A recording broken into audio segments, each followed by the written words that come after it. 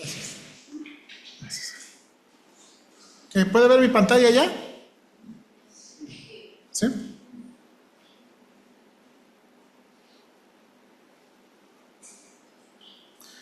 Bien. Ok, bien, vamos a orar, hermanos, y comenzamos. Señor, te doy gracias por este día, te doy gracias por que tú nos ayudas y que tú nos bendices y que tú nos permites tener compañerismo y nos permites adorarte, Señor. Gracias por ser tan bueno con nosotros, te pido que tú nos bendigas y cuando estoy pidiendo eso, Señor, estoy pidiendo que tú nos des un oído presto y atento. Y para mí ha sido una bendición estar preparando estos estudios para mostrar a mis hermanos la manera en que tú, Señor, ayudas a cada generación a proclamar el Evangelio. Y ayúdanos a aprender de la iglesia primitiva algunos elementos que son importantes y que son, le llamamos medulares para la predicación del Evangelio. Y ayúdame, Señor, por favor. Mi deseo de todo corazón es que en estas 3 semanas o en estos 3 domingos podamos, Señor, despertar un deseo y también podemos encontrar maneras prácticas para compartir el Evangelio juntos, Padre. Bendícenos, ayúdame, Señor, por favor, te lo pido en Cristo Jesús. Amén. Bien, hermanos, déjenme nada más antes de comenzar, déjenme darle crédito. Desde hace tiempo he estado leyendo una serie de libros del hermano Timothy Keller. Él tiene una serie de libros que escribió para la iglesia. Un libro se llama Moldeados por el Evangelio, otro libro se llama Amar la Ciudad y su tercer libro se llama Servir a un Movimiento. El hermano Timothy Keller, hermano, fue el hermano, ya murió, ¿verdad?, de una iglesia en Nueva York. Una iglesia, su iglesia se llama Redeemer. Y hermanos, Dios en verdad usó mucho al hermano Keller para predicar el Evangelio en Nueva York. Yo no sé si algunos de ustedes saben, pero Nueva York es un campo misionero. Hermanos, muchísima gente de diferentes idiomas, de diferentes culturas, de diferentes, no sé si puedo decir razas, no me gusta esa palabra, pero vive en Nueva York. Entonces, hermanos, predicar el Evangelio es muy, muy retante. Nueva York, si usted sabe, hablando políticamente, es un estado liberal, ¿verdad? Y apoyando todo el progresismo y esas cosas liberales. Y bueno, el hermano escribió estos libros para ayudarnos, hermanos, a entender mejor cómo predicar el Evangelio. Y ese libro, Servir a un Movimiento, tiene varios consejos prácticos. Ahora, eso lo vamos a ver, si Dios permite bien, al tercer domingo. Otro hermano, ¿verdad?, es el hermano Michael Green. El hermano Michael Green escribió este libro que se llama Evangelismo en la Iglesia Primitiva y tiene un libro en español que se llama Cómo compartir el Evangelio con los incrédulos, ¿verdad? Lo voy a traer aquí, pero todavía no lo tengo. Y él escribió, hermanos, enseñándonos o examinando la historia de las fuentes primitivas, cómo el Nuevo Testamento nos da pistas de los motivos, los métodos y las estrategias que usaron, ¿verdad?, la iglesia primitiva para compartir el Evangelio. Y eso es mi deseo, ¿verdad?, de poder compartir. Ahora, hermanos, yo sé que lo tratamos como un sermón y yo sé que en los sermones pues yo siempre hablo, pero a lo mejor voy a pedir un poquito de participación porque quiero que entendamos juntos, ¿verdad? No, hermanos, no quiero enseñar o predicar un sermón del evangelismo como muchas veces lo hemos escuchado, ¿verdad? Regañándole y exhortándole y azotándole.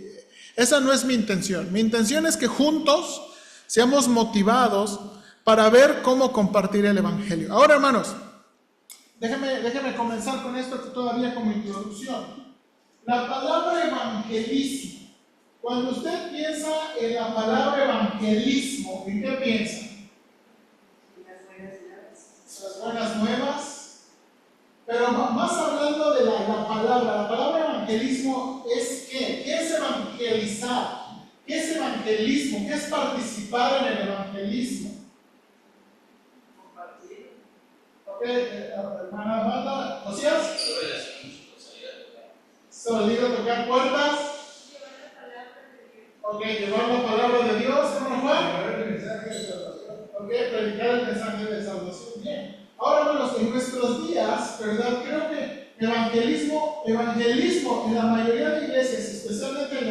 bautistas, evangelismo es sábado, a la mañana o en la tarde, ¿verdad? Ir a un punto de reunión y comenzar una calle, tocando puertas, ¿verdad? O repartiendo folletos y tratando de hablar a las personas del evangelio.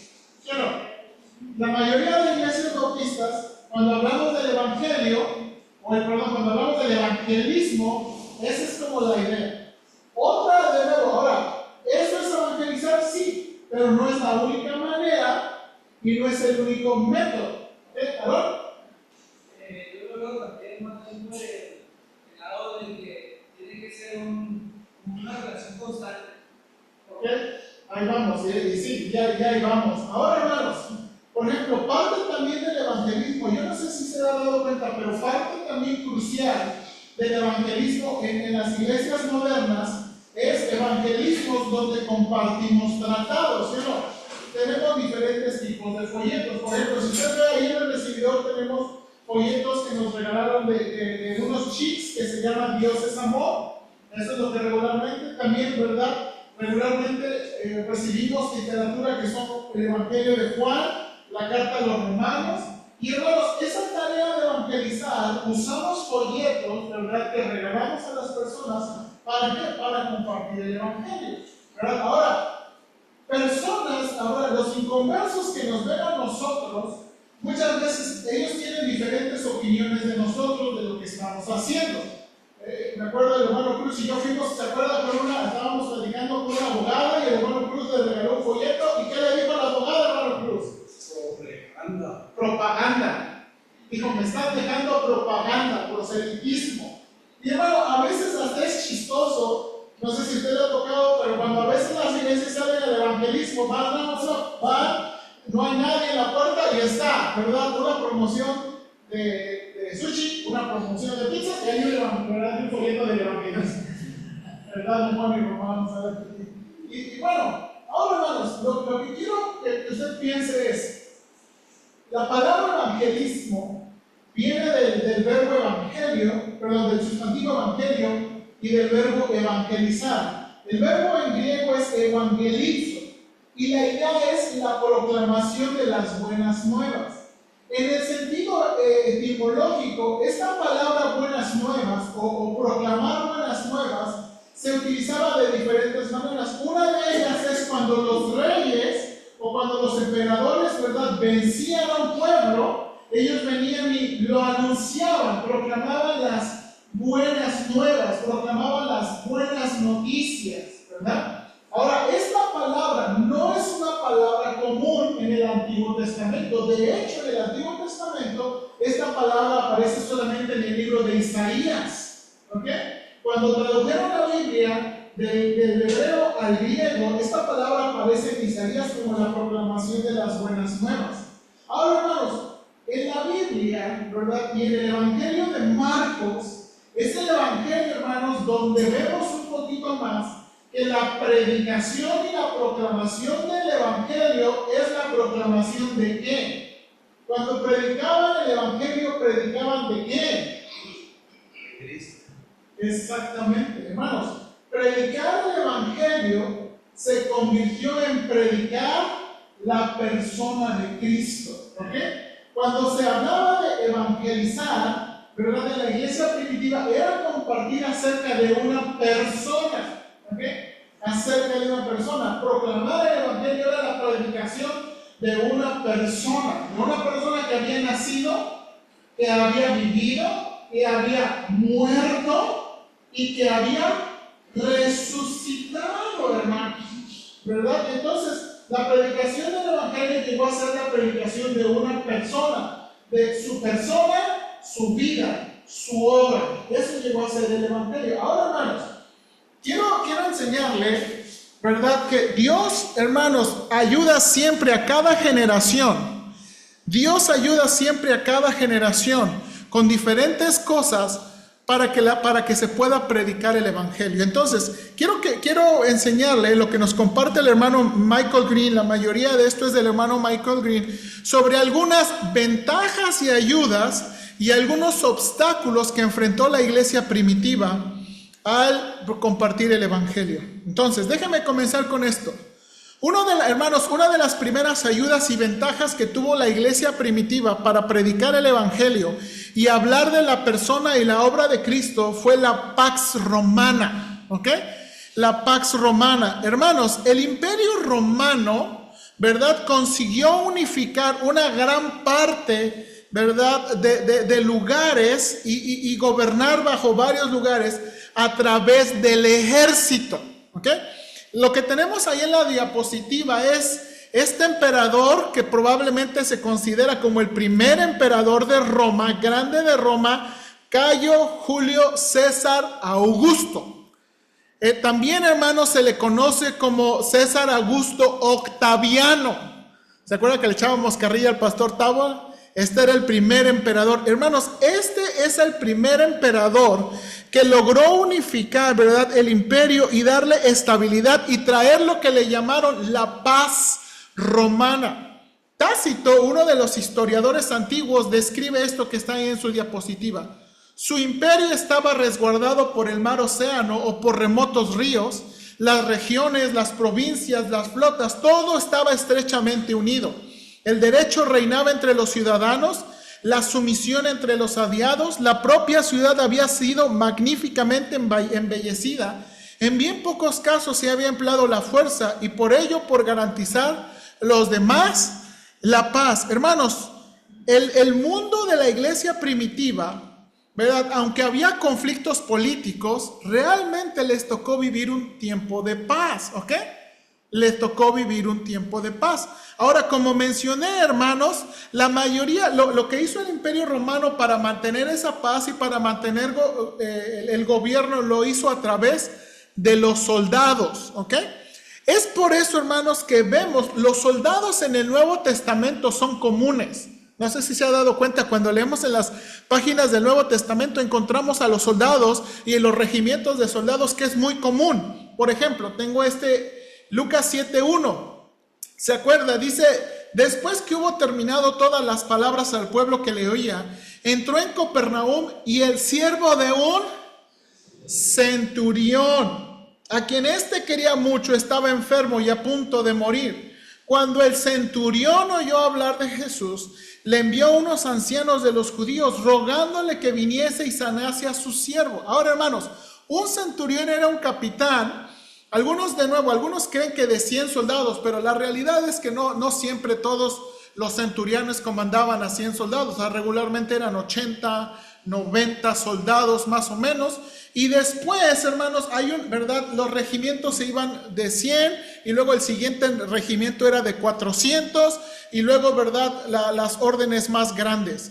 Entonces, dice la Biblia aquí, ¿se acuerda? El Señor Jesucristo terminó de predicar el evangelio, el siervo de un centurión, el esclavo de un centurión está enfermo, el centurión ama mucho a este esclavo. Ahora, miren lo que dicen los judíos, es el centurión quien está llevando este mensaje a través de los judíos, y los judíos quieren rogarle a Jesús, dice aquí, y ellos vinieron a Jesús y le rogaron con solicitud diciéndole, es digno que le concedas esto, porque ama nuestra nación y nos edificó una.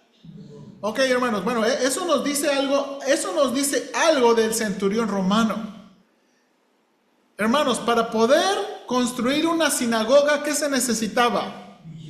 Eso, hermano Ortega. Entonces, el centurión era una posición, ¿verdad? Aparte, ¿verdad?, de autoridad, era también, ¿verdad?, una posición donde tenía cierta riqueza. Y este centurión había tenido cierta afinidad con el pueblo judío que le había construido una sinagoga. ¿Qué más tenemos, hermanos? En Hechos 10:1 dice, había en Cesarea un hombre llamado Cornelio, y mire, centurión de la compañía llamada este es al hombre que le predicó Pedro, hermano, era un centurión, y aquí dice, su compañía se llamaba la Italiana. Hermanos, cuando Pablo, ¿se acuerda? Entonces el tribuno despidió al joven. ¿Se acuerda cuando la gente trató de matar a Pablo? Querían tratarle una emboscada.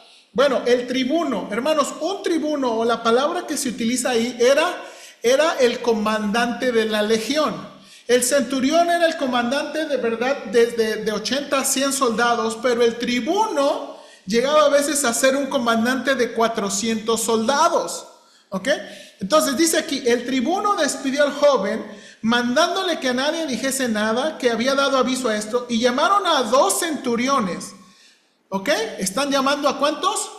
2 centuriones, y cada centurión tiene a su cargo como 80 soldados. Mandó que preparasen para la hora tercera de la noche 200 soldados, 70 jinetes y 200 lanceros, para que fuesen hasta Cesarea, y que preparasen cabalgadura en que poniendo a Pablo le llevasen a salvo al Félix el gobernador. Hermanos, ahora hermanos, nada más tantito, quiero que pienses de imaginación que ponga tantita imaginación cuando leemos estas palabras. Pablo está siendo llevado, hermanos, por 200 soldados, 70 jinetes y 200 lanceros. Eso en nuestros días, ¿a quién llevarían con tanta seguridad? Al Chapo, al Mayo, a un delincuente, ¿sí o no? Muy peligroso, o de un rango muchísimo, muy alto. Ahora, hermanos, lo que quiero llamar su atención es, ¿por qué los tenían a tanta disponibilidad los soldados? Porque de nuevo, algo que vemos es que la paz del Imperio Romano era una paz que se llevaba a través de soldados. Por eso vamos a ver, ¿verdad?, los soldados en cada una de las ciudades importantes. Ahora, quiero que vea este mapita, por favor. Tácito dice que una de las hazañas del Imperio Romano es que este Imperio Romano se hizo de toda esta geografía en menos de 100 años. Hermanos, en menos de 100 años, el Imperio Romano se hizo. Actualmente esto es Portugal, esto es España, esto es el norte de África, ¿verdad? Todo esto es el norte de África, esto es la tierra de Israel, esto actualmente es Turquía, esto es Grecia, esto es Roma, ¿verdad? Y esto es Europa, esto es Alemania actualmente, que se le llamaba Germania. Hermanos, en menos de 100 años, el Imperio Romano se hizo de esa gran extensión geográfica. A través de soldados y milicias se consiguió tener la paz romana. Entonces, hermanos, ahora, noten esto, ¿por qué quiero llamar su atención? Porque una de las ventajas que tuvo la iglesia primitiva es que bajo el Imperio Romano ellos podían moverse en lugares, de nuevo, donde cualquiera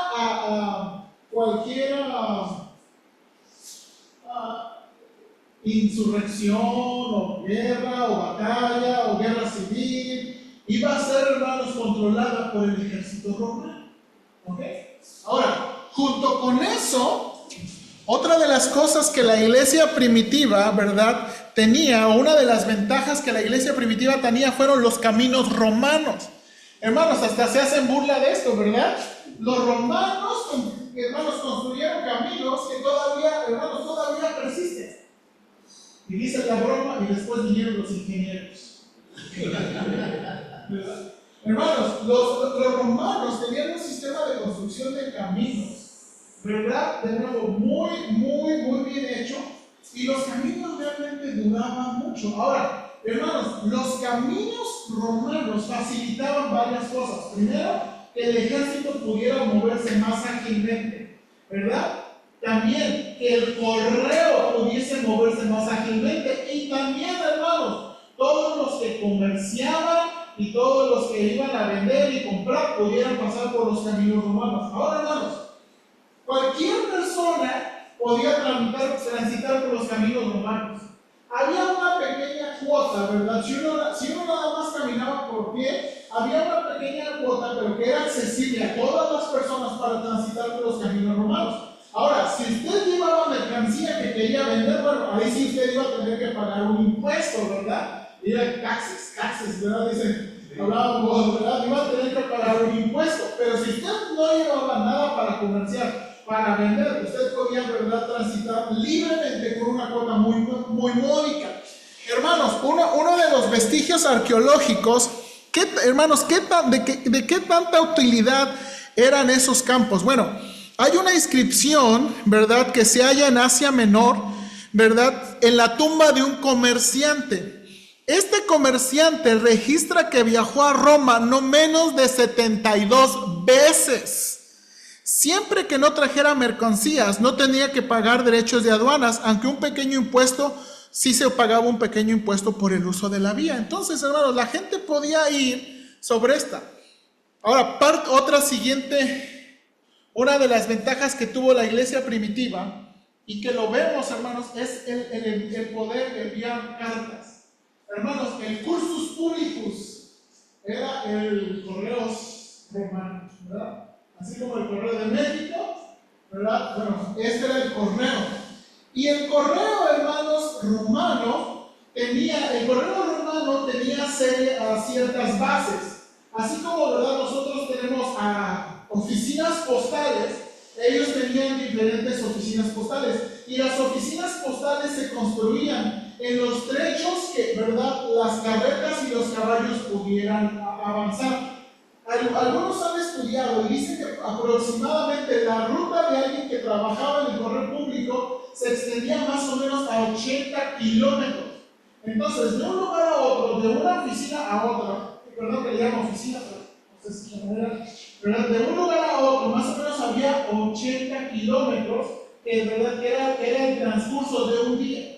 Ahora, ¿qué tan rápido era este correo? Una historiadora, es mujer, Ramsey, propone el siguiente ejemplo. La coronación de Pertinax se sucedió en el 1 de enero del 193. Su coronación en Alejandría, África, fue anunciada el 6 de marzo del 193. Hermanos, le tomó alrededor de 63 días recorrer alrededor de 3.177 kilómetros. Hermanos, de nuevo, los anuncios y los edictos romanos por lo menos tardaban algo de tiempo. ¿Ok? Ahora, ¿cuántos son 3.000 kilómetros? Bueno, hermanos, 3.000 kilómetros casi es la frontera desde Tijuana hasta Tamaulipas. Es un poquito más que 3.000 kilómetros, si ustedes piensan. ¿Ok? Entonces, lo que le tomaba de Roma hasta Alejandría, África, con trayectos a caballo y con trayectos por agua, ¿verdad? Ahora, hermanos, ¿por qué eso es importante? Porque gran parte del Nuevo Testamento son ¿qué? Cartas. Y uno pregunta, ¿por qué? Porque, de nuevo, una de las ventajas que tuvo el Imperio Romano fue el sistema postal. Ahora, otra de las ventajas que la iglesia primitiva tuvo al predicar el Evangelio fue el idioma y el pensamiento griego. Mire por favor estas evidencias en la Biblia. Cuando el Señor Jesucristo es crucificado, dice la Biblia en Juan, escribió también Pilato un título que se puso sobre la cruz, la cual decía: Jesús Nazareno, Rey de los Judíos. Y muchos de los judíos leyeron este título porque el lugar donde Jesús fue crucificado estaba cerca de la ciudad y el título estaba escrito en, note aquí, hebreo, griego y latín. Hermanos, ¿por qué esos tres idiomas? ¿Por qué el idioma hebreo, griego y latín? Porque en la iglesia primitiva, ¿verdad?, estos eran los idiomas que recorrían el Imperio Romano. Hermanos, en Roma se utilizaba más el latín, pero en el imperio el idioma que había prevalecido era el griego y era el griego koiné. ¿Ok? El griego, hermanos, que se usó, ¿verdad?, que hablaba Pablo y que hablaron muchos en el primer siglo, era el griego koiné, que también se le llama, o koiní, que también se le llama el griego común. ¿Cuántos han escuchado de Alejandro Magno? ¿Verdad? Este gran emperador. Cuando Alejandro Magno, hermanos, conquistó grandes partes del mundo, una de las cosas que él hizo es, no nada más quería subyugar a los pueblos, sino que también quería culturalizar a los pueblos. Entonces, Alejandro, a todos los pueblos conquistados, ¿verdad?, tenían que aprender el griego y también tenían que aprender la cultura de los griegos. Es por eso, hermanos, yo no sé, si usted tiene una Biblia católica, lea el libro de los Macabeos. En el libro de los Macabeos, hermanos, se va a ver cómo los griegos estaban metiendo su cultura al pueblo judío. Una de las cosas, hermanos, que los judíos se super escandalizaron es que empezaron a practicarse, ¿verdad?, los Juegos, como de los Juegos Olímpicos, empezaba a haber gladiadores y empezaba a haber gimnasios. Hermanos, los gimnasios de aquel tiempo no eran como los gimnasios de hoy en día, de las máquinas y todo eso. No, eran lugares. Y adivinen cómo practicaban y cómo entrenaban en el gimnasio griego. Desnudos. Hermanos, y en Israel comenzaron a aparecer este tipo. Hermanos, para los judíos eso fue muy ofensivo. Y el libro de los Macabeos relata esas cosas. Entonces, parte de nuevo, cuando viene el Imperio Romano y se hace de todo el territorio griego, la gente habla el griego. Y la gente tiene más facilidad para hablar griego que para hablar latín. El latín es un poquito inflexible para hablar. El griego era muy adaptable. De hecho, hermanos, el griego era una mezcla de varios otros dialectos de griego que usaban los soldados. Entonces, este era un idioma. Es más, algunos romanos hasta se enojaban, ¿verdad? ¿De qué? De que todos hubieran aprendido el idioma griego. Porque este era el idioma que prevalecía. Y ahora le voy a decir por qué tiene otras ventajas. Vemos también en la Biblia. En aquellos días, como creciera el número de los discípulos, hubo murmuración de los griegos contra los hebreos de que las viudas de aquellos eran desatendidas en la distribución diaria. Este pasaje, hermanos, es el pasaje de los diáconos, donde creemos que se instalaron los diáconos. Pero, hermanos, muchos de nosotros leemos en nuestra Biblia la murmuración de los griegos contra los hebreos. Y uno pudiera pensar, eran gentiles contra judíos. En la iglesia había una bronca de gentiles contra judíos. No. Todos en Hechos capítulo 6, todos eran judíos.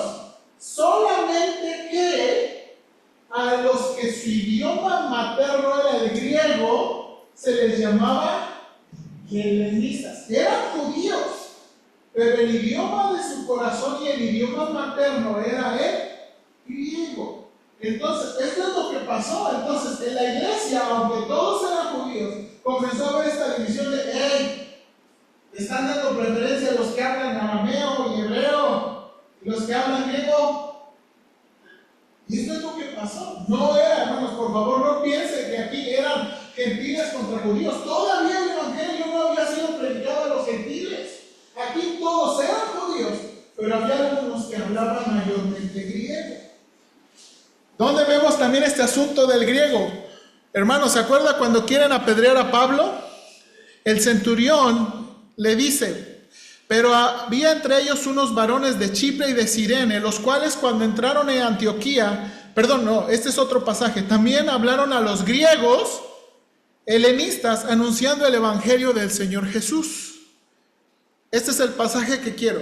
Cuando comenzaron a meter a Pablo en la fortaleza, dijo al tribuno, ¿se me permite decirte algo? Y él dijo, mire qué le pregunta al tribuno, ¿sabes griego?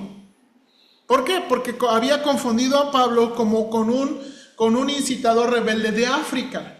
Pero él le pregunta, hermanos, ¿sabes hablar griego?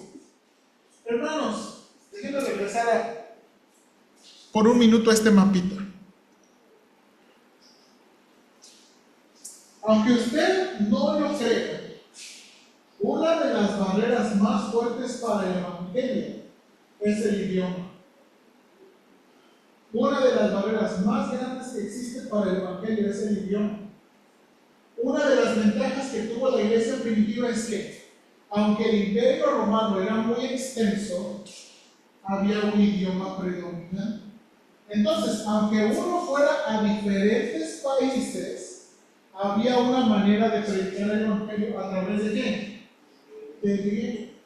Los misioneros de la iglesia primitiva, los creyentes de la iglesia primitiva, no tenían que ir a una escuela de idiomas, no tenían que ir a una escuela y a un curso de lingüística, porque el idioma que habían aprendido era el idioma que podía ayudarles a predicar el evangelio, por lo menos en el mundo romano. Hermanos, el idioma en verdad es uno de los mayores retos para predicar el evangelio. Otra de las cosas interesantes es que, como les acabo de mencionar, el griego que se usó en aquel tiempo fue el griego común, que nunca fue asociado a un tipo de persona. Hermanos, la gente a veces asocia ciertos idiomas y asociaba ciertos dialectos a gente como muy culta.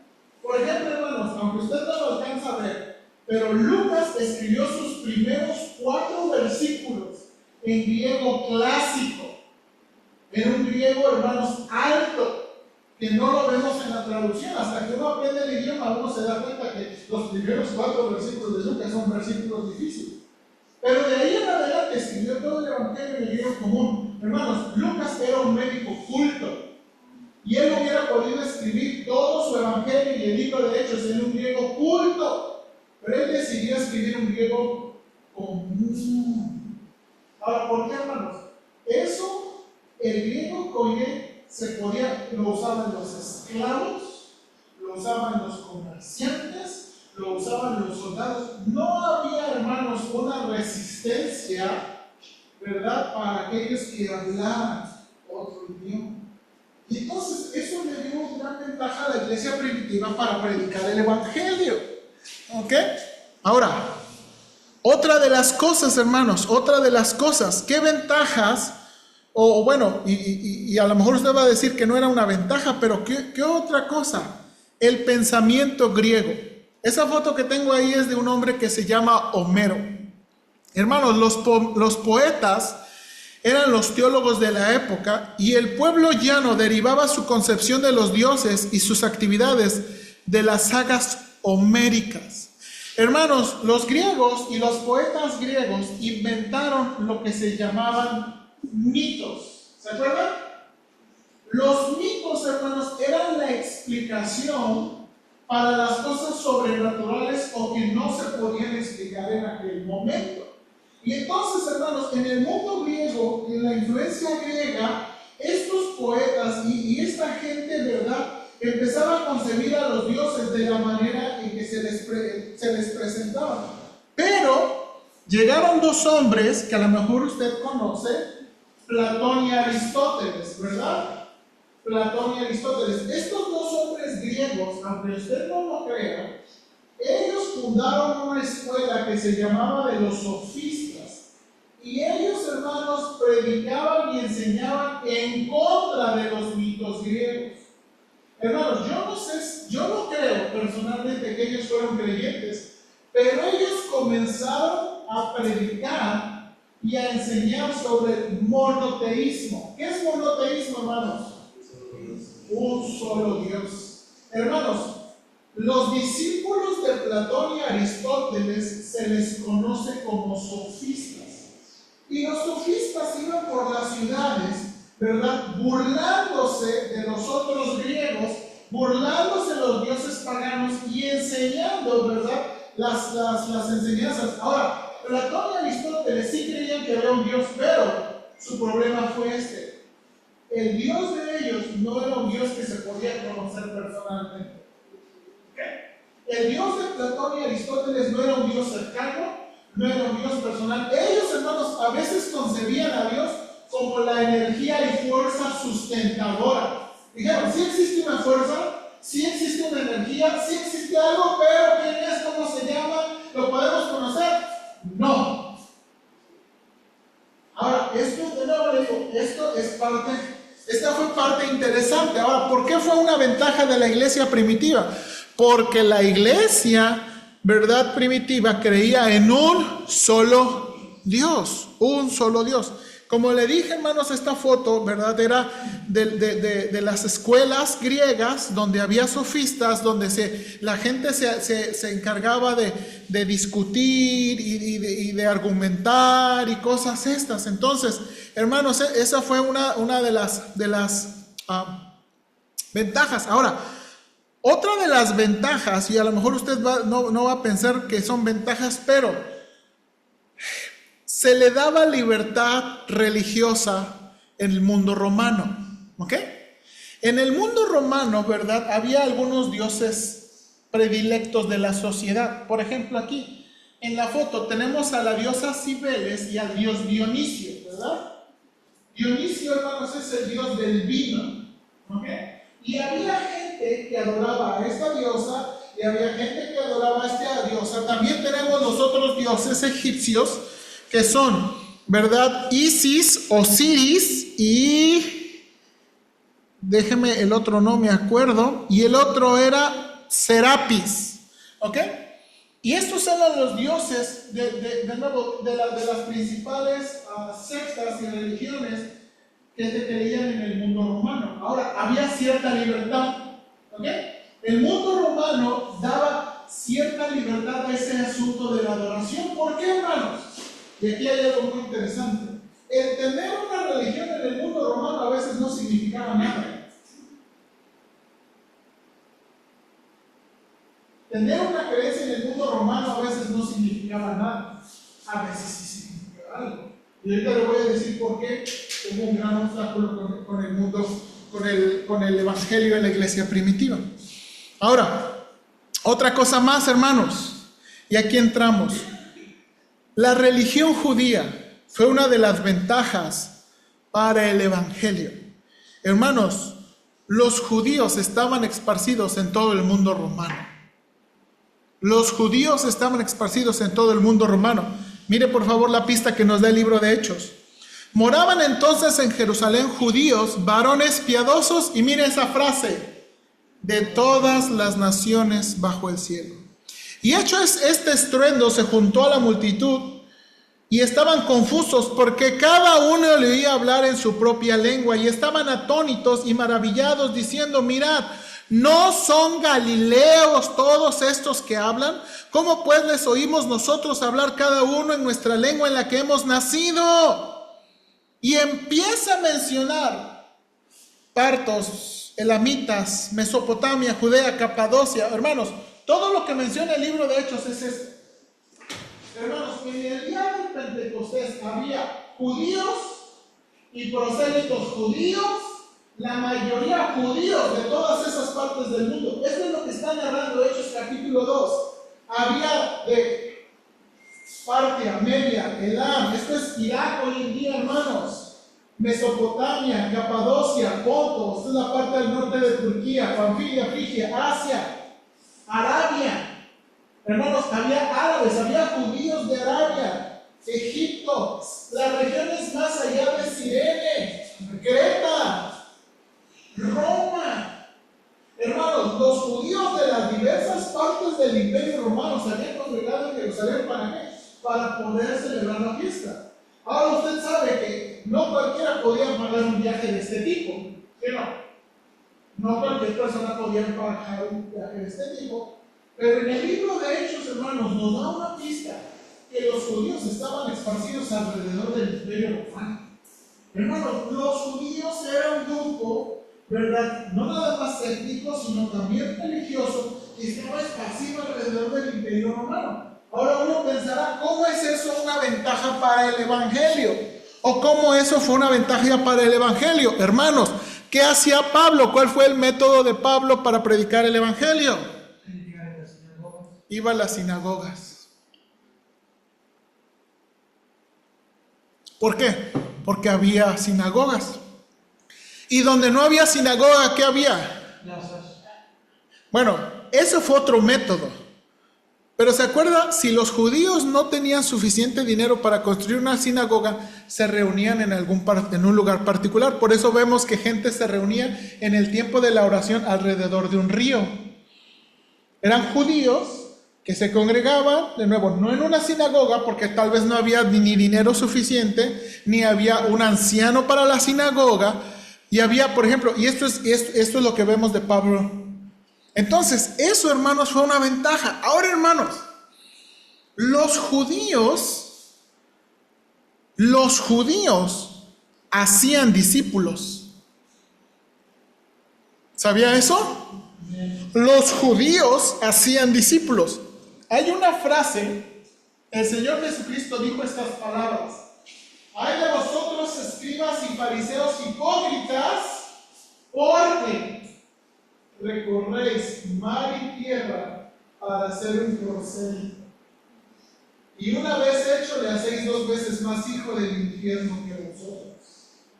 Ahora, el Señor está condenando esto, ¿por qué? Porque los prosélitos no eran personas que se hacían creyentes a Dios, eran que se hacían adeptos a la religión. Ahora, miren lo que estaban dispuestos a hacer los judíos. Algunos piensan que son exageradas las palabras del Señor Jesús, pero no son exageradas las palabras del Señor Jesús. Estaban demostrando lo que los judíos podían llegar a hacer por un prosélito. Podían viajar, hermanos. Y trataban hermanos, de compartir su fe y hacer adherentes a la fe. Y esto, hermanos, es lo que vemos en varias partes, hermanos, en varias otras partes. Ahora, hermanos, la religión judía, hermanos, era muy diferente a las otras religiones. Como yo dije, a veces ciertas religiones no significaban nada, pero en el caso de los judíos, esta religión sí significaba algo. ¿Por qué? ¿Ok? Pero más. Ok, hermanos, imagínense que los judíos, que un romano quiere contratar a un judío o hay algo y le va a decir, ok, ¿sabes qué? Te toca chambear el sábado. Como judío, les toca chambear los sábados. ¿Qué va a hacer un judío? No, pues no puedo, si no es que puedas, tienes que trabajar el sábado. O luego, si judíos eran tomados al ejército, en el ejército tenían que hacer juramentos. Y según la ley, ¿qué? No podían hacer juramentos. Bueno, ¿y qué después? Si el comercio llegaba en la fiesta de la expiación o la fiesta de los tabernáculos. Es decir, ¿qué tal este asunto de la comida? Hermanos, ¿qué tan diferente era la religión judía del Imperio Romano? O sea, un judío no era cualquier persona en el Imperio Romano. ¿Sí o no? Y entonces, ahora hay algo interesante de la historia, hermanos. Y yo, perdón, es a mí esto me apasiona mucho. El César que le hablé al principio hizo concesiones a los judíos. En el libro 14 de Josefo, Antigüedades de los Judíos, este César, hermanos, le hizo muchas concesiones. Ahora, ¿por qué le hizo muchas concesiones? Hubo un sacerdote llamado Hircano que ayudaron al emperador en su lucha para unificar el reino. Muchos judíos, hermanos, y ejército judío participaron a favor del César. Cuando el César gana, hermanos, le hace muchas concesiones a los judíos. Hermanos, dentro de esas concesiones, y déjeme mencionarle, Josefo va a mencionar algunas y déjeme leerle algunas. Él escribió en algo que tenía que ser publicado. Cayo César, emperador por segunda vez, establece que las diversas ciudades judías, a excepción de Jopa, paguen anualmente un impuesto a favor de la ciudad de Jerusalén, menos el año séptimo. Ok, primero, van a pagar un impuesto, pero para el templo, que ellos llaman sabático, habida cuenta de que en él ni recogen la fruta de los árboles ni siembran, y que en Sidón su gente le entregue el segundo año el tributo, consistente a la cuarta parte del sembrado, y además de eso, paguen no solo a Hircano, sino también a sus hijos, los mismos diezmos que pagaban también sus antepasados. Asimismo mando que nadie, ni gobernador, ni vicegobernador, ni general o embajador, reclute en territorio judío fuerzas auxiliares, ni tampoco a los soldados se les permite exigir dinero a los judíos para invernar en Judea o bajo cualquier otro pretexto, sino que los judíos permanezcan totalmente libres de toda suerte de vejación. Y sigue, hermanos, Josefo, todas las concesiones que le hicieron a los judíos. Hermanos, de nuevo, no nada más se les concedió libertad, sino que en verdad se les concedió una gran libertad y evitó que se les molestase. Por eso vemos, hermanos, judíos en todo el Imperio Romano. Ahora, hermanos, y me voy a quedar con una nada más. Hubo ayudas y avances para el Evangelio, pero también hubo obstáculos. Y quiero que piensen en este primer obstáculo. Para nosotros la imagen de la cruz, ¿usted tiene algún pensamiento negativo a la imagen de la cruz? ¿Alguien de ustedes tiene algún pensamiento negativo contra la cruz? Creo que ninguno de nosotros tiene algún pensamiento negativo para la cruz.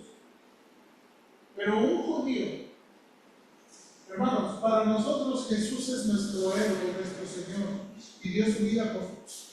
Pero para los judíos, este es un delincuente. Este es un delincuente asesinado en una de las muertes más vergonzosas que existía en aquel tiempo. Hermanos, imagínense el reto de predicar del Salvador de nuestra alma. El Salvador del alma, el héroe de los cristianos, es un delincuente que murió en la muerte más vergonzosa que existe. Su héroe es un delincuente. Ayúdame por ahí, Cristo, en el sonido. Su héroe es un delincuente. Hermanos, note por favor. Uno de los obstáculos para los judíos, del Evangelio, era el tropiezo para los judíos. Justino, uno de los primeros padres de la iglesia, tiene un libro que se llama Diálogo con Trifón. Trifón es un judío. Y en este escrito, Trifón le dice a Justino, déjame leerlo con este término. Pero los que sobre todos los tienen perplejos es que vosotros, que decís practicar la religión y os tenéis por superiores a los paganos, no diferenciáis vuestra vida de los gentiles, ya que ni guardáis las fiestas y sábados, ni practicáis la circuncisión. Eso le está diciendo a los cristianos. Y para el colmo de todo, miren por favor aquí, para el colmo de todo, poniendo vuestra esperanza en un hombre crucificado. Dice Trifón, su esperanza está en un delincuente. Su esperanza está en un hombre avergonzado, la peor vergüenza. ¿Cómo es eso posible? Confiar, recibir y sin embargo con algún bien de parte de Dios sin guardar sus mandamientos. Hermanos, el Evangelio en la iglesia primitiva en verdad enfrentó grandes obstáculos también. Y uno de ellos es este. Hermanos, para nosotros la cruz simboliza victoria. ¡Qué preciosa! Para nosotros, hermanos, la cruz simboliza el perdón de nuestros pecados. Pero para los judíos no. Y fue un gran reto predicar el Evangelio a los judíos. Porque nuestro héroe para ellos es un delincuente. Pero para nosotros es un gran salvador. Y vamos a continuar la próxima semana. Ayúdanos, Señor, por favor. Mucho de lo que estoy diciendo hoy fue informativo. Pero voy a llegar a este punto de la aplicación. Voy a llegar a un punto de la aplicación sobre los idiomas. Voy a llegar a más puntos de la aplicación. Pero te pido que tú nos ayudes, Padre, por favor, a entender.